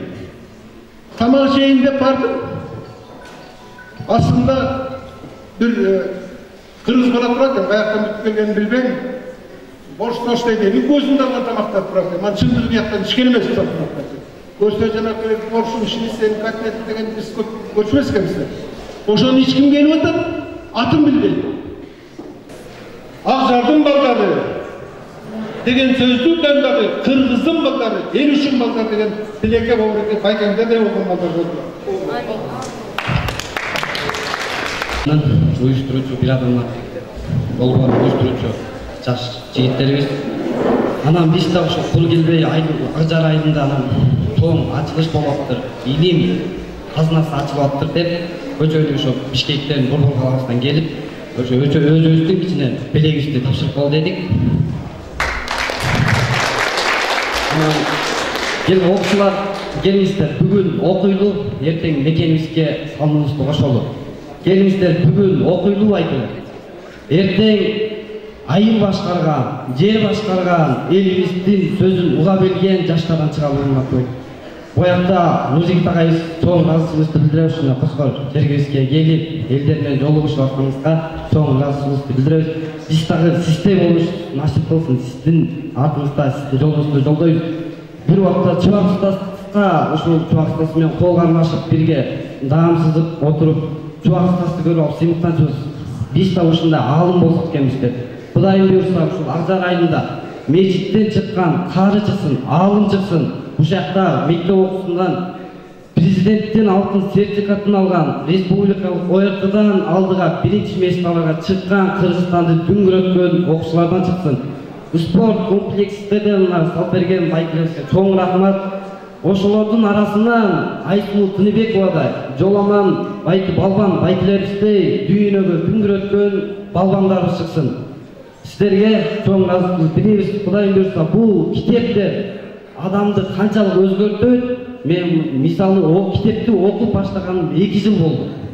Эмне себептен атенемдин артынан атенем сен балам кой сен окушуң керек, сен айылга жарабайсың деген мен чын айтканда айылдын турмушунда сен боло албайсың, сен окушуң керек деген атам ошол Нарын медресесине барып, Нарын медресесин көрүп, анан балам сен ошо жерге бар деп Мамбет Асан Ибраев Нарын областынын казысы ошол адамга агай ушул баламды бир жакшы адам кылып бериңиз деп колуна тапшырып кеткен.